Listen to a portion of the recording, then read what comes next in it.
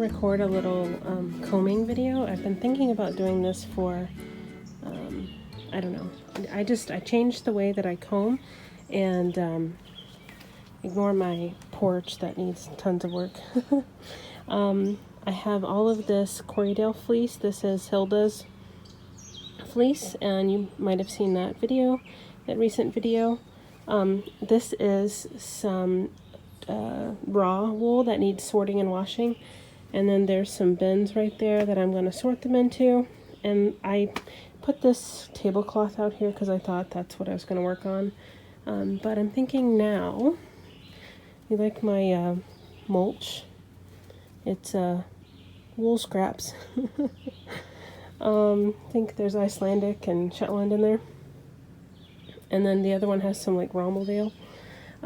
Yeah, so I think I'm going to try and set up do a little recording of combing. These are my Valkyrie combs.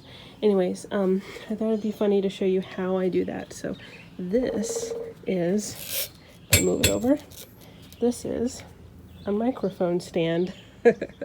And a couple of times where I've done like videos where I'm filming above any kind of like aerial type footage, I use this microphone stand. I don't have any special equipment. I didn't buy anything. They do make, you know, special, you know, phone holders and different things, but this works just fine. All I do is I kind of rest my phone on top of this piece, and then in these holes I put zip ties, and I have reusable zip ties, and then I kind of just like tighten down my phone on top of it, and it works really well. I have to just go get some zip ties. I forgot. Here are the squirrels and chipmunks out in the woods. Out on my porch, getting ready to do a little combing. Thought I would bring you guys along. You're gonna hear my neighbors down in the field, way down there in the field, mowing, and I have there's some like hunting cabins all around my house, so you might hear some gunshots as well. It's just kind of, sometimes honestly it's background noise. Okay, I am on my porch with my chamomile tea in this old mug. Fresh chamomile tea from the garden you were just looking at. It doesn't get any better than that. Alright, so I've got my Valkyrie combs, and these are just the little cardboard pieces that came with it when I ordered them in the shipping, and I just keep them one side stapled, one side's not, and I just when I'm not using them I set them back on there just to prevent any people or animals from getting injured. So take those off. Also, I've got my Diz and a crochet hook. Doesn't really matter what the size is as long as it fits in your Diz. This happens to be a US 7 crochet hook, lace crochet hook. And my poor Diz, it used to be this beautiful Icelandic sheep horn Diz. It was like that long, and it had a curl and a beautiful brown streak, but one of my dogs decided to chew on it and ate half of it. So at least they left me with the important part. It was a real shame too, because it was a beautiful Diz. All right, have a sip of tea and then we'll get started.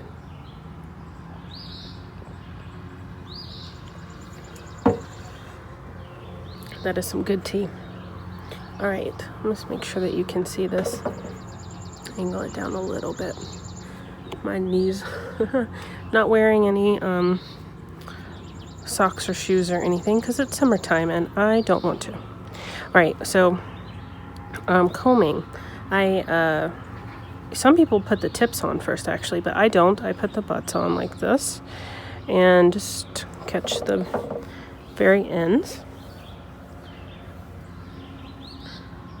This is the lightest color of the lightest wool that I could find in my new Corriedale fleece from MyWoolMitten, Cary, and this is Hilda. I've said that like 100 times now, but this is such beautiful Corriedale. And I think it's so funny when you wash it, sometimes it really shrinks up. Let me show you this bit right here. So this looks like it's really short. It's got the short staple length, but it doesn't. It's just gotten kind of squished up. See? I just realized that I thought I was recording and I wasn't recording. Oh my goodness. Okay, so I'm really recording this time. I had started to put this wool, I can keep angling this. I started to put the wool on my combs, and I had talked about my Diz and oh well. Okay, so I already put all of this on and then took it off, but I just wanted to restart because apparently I didn't press record. So I'm just putting this Corriedale on my combs. I'm sticking the cut end or the butts down, just making sure that they're catching lightly. And I wanted to do this video because I used to comb, when I started combing, I used to comb without the base. I would use the base to pull it off into a a comb top. But I had a shoulder injury, and I just couldn't, my shoulder couldn't take that, the action of combing with just my hands. So I had to start using the this base that I purchased separately. If I lift this off here, you can see that there's a base. It is purchased separately from the combs. It wasn't terribly expensive, and I find it's really worth having. So if you don't have one and you've been thinking about it, I really like mine. But you don't have to have one. I also, one complaint I do have is that whoever made these handles and drilled them didn't do this one square. So if I put this one on here, it doesn't sit square. You see how it's kind of off to the side there? So this one I don't put on here. I only use this one on the base, and I use that one to comb the fiber off and back on. So I like to fill it maybe a little less than halfway. It's a rough estimate. I don't really worry too much if I do a little less or a little more. I really enjoy combing. For me, it's very relaxing and enjoyable. It can be a good way to kind of de-stress. I used to do that a lot after work. Just sit and comb, and you know, some people say that knitting is like their meditation. Well, combing can be like meditation too. So I'm just pulling this, making the sections a little bit smaller.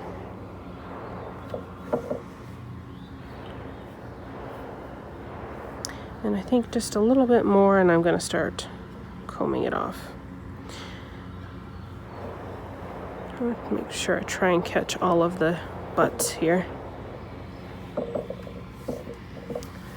I'm not going to comb all of this wool just yet because I actually haven't decided for this project if I want to comb it or card all of it. And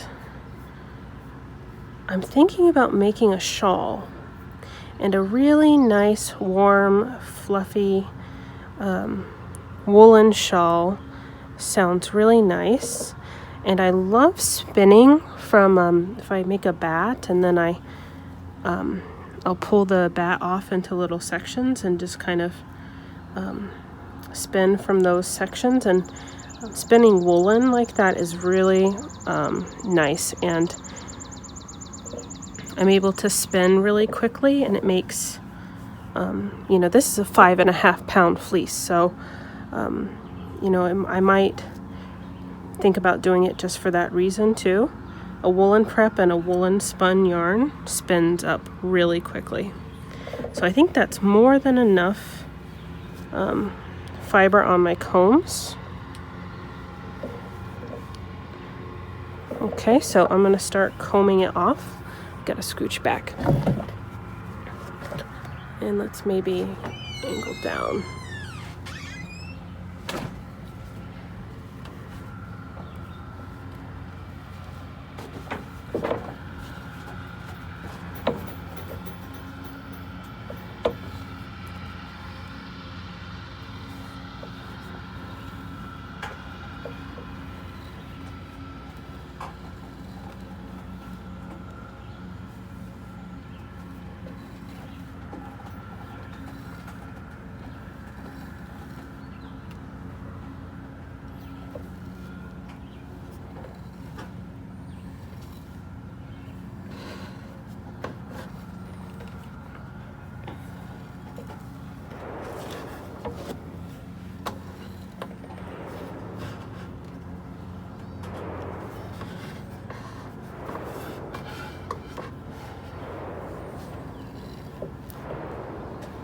So when I'm combing, I like to come in from the side and rotate up. You fluff this up a little bit, but you don't want it to come up too far. So I comb from the side and then up. I can also come from the other side if I want to, but I'm right-handed, so I usually just come from this side.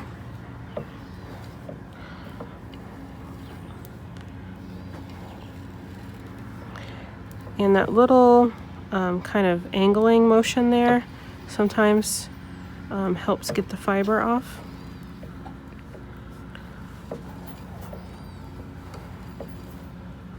You can just comb in at the side like this and pull back, but this angling motion is nice.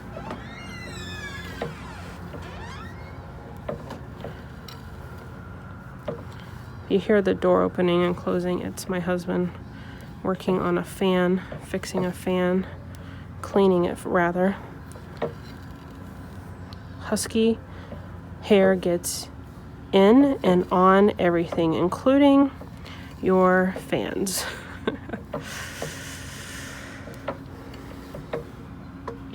All right, so if you've noticed, I've got my, this old table I forgot to mention is something my mom actually made in high school.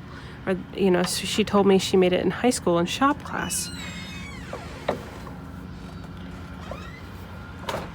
And I think she made it probably in the 80s, maybe early mid 80s, something like that. It's got a little bit of wear and tear to it. It's seen better days, but that also means that I'm not afraid to use it for combing, because on occasion it's gotten jabbed with the tines. So don't want to do this on like your kitchen table where you're gonna end up damaging your tabletop, unless you have an old kitchen table that you don't maybe have a farmhouse table or something. I don't know. No judgment.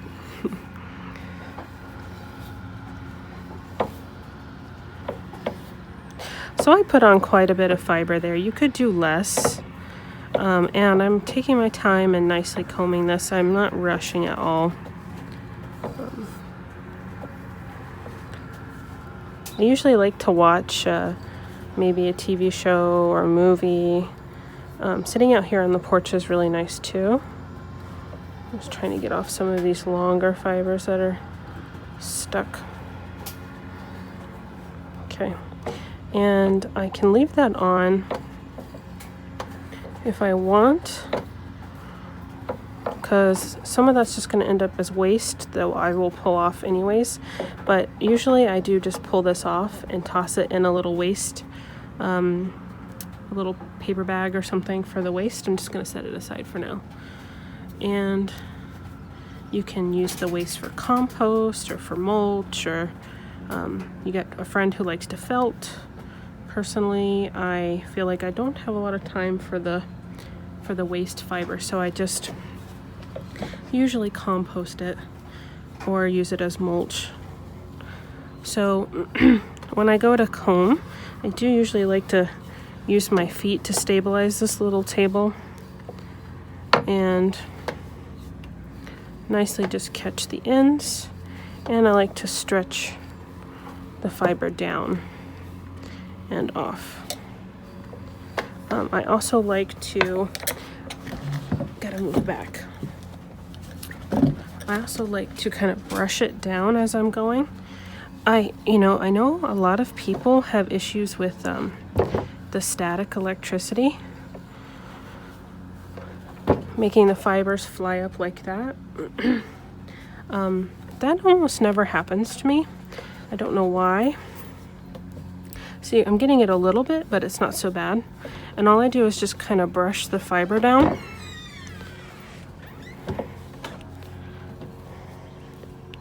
You have to be careful that you don't accidentally card your finger like I did yesterday. I'm gonna move my tea because I don't want it to get knocked over. Okay. Man, that is some good tea. Okay, this is much better.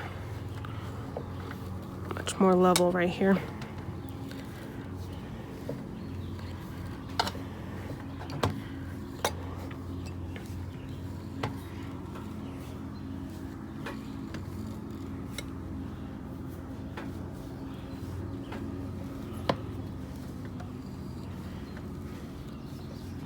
See, this is what I'm talking about with the tips not being fully opened up right here.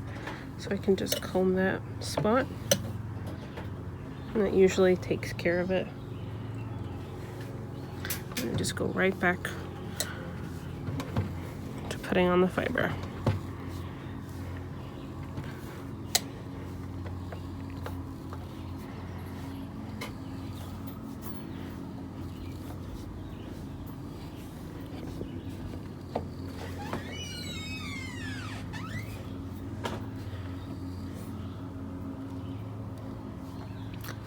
Let's see how this is looking. Yeah. And I feel a little bit like my legs are so pale. I usually do hook my feet into this table. It has this little, if I turn it, it has a little shelf down here on the bottom, and I will kind of hook my feet on that to hold it steady. It'd probably be better if I had a heavy-duty table, but this is what I've got. It's moved back again. I'm gonna stay over here.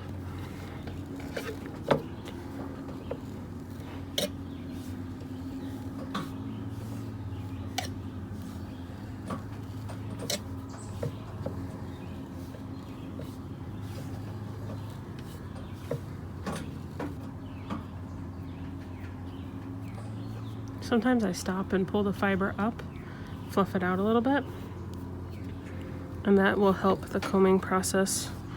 If it's gotten a little bit too pushed down on the combs this way, then it can be harder to transfer the wool.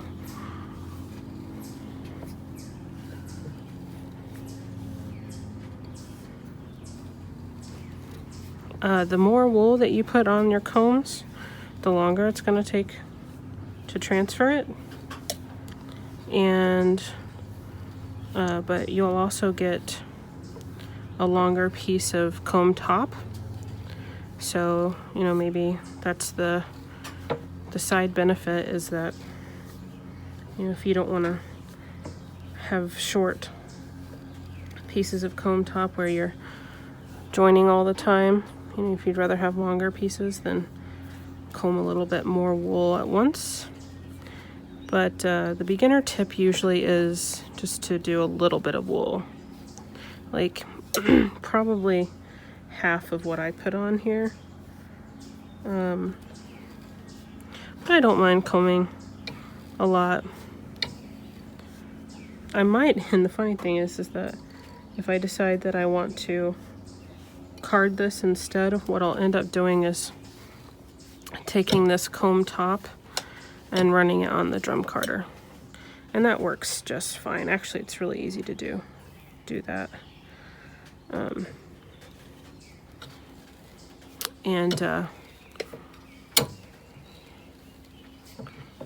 you never know that it was comb top. So it turns into the bat, and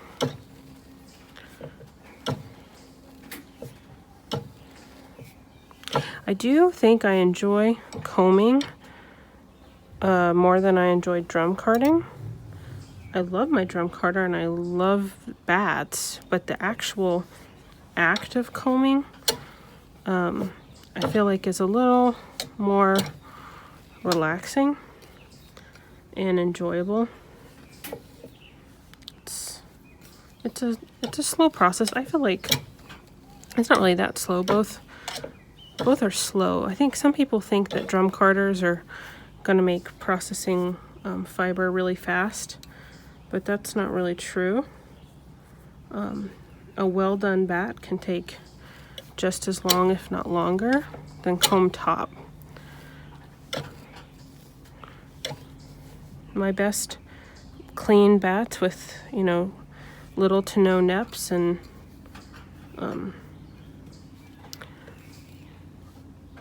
they take a while to make, because I also have to open up the locks and feed them on one layer at a time. I don't cram them or push them on, and I always feed them the same direction, so that makes it a little more time consuming. Have I crammed fiber onto my drum carder? Yes, I have.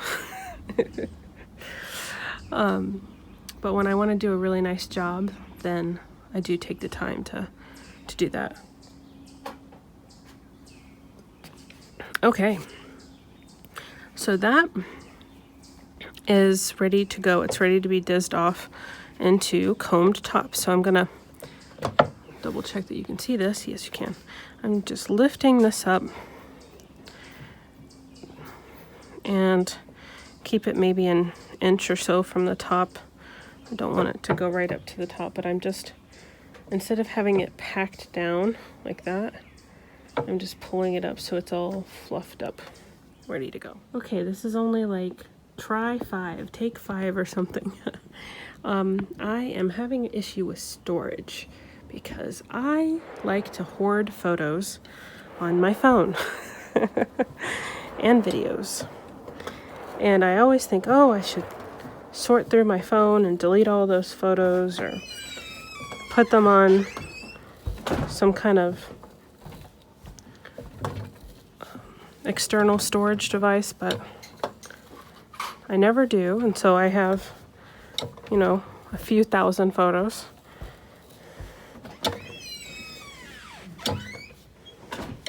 Taking up all of my storage space. I'm going to pull through. I always start at this left corner. I don't know why, I just do. You could start in the middle. Some people do that. You could start off to the right or the bottom. It doesn't really matter. I just do it this way. It's just it's a habit I've formed. And so this is a lot like drafting. I pull back and push forward, and pull back and push forward. And the length at which you pull back depends on the staple length of the fiber. And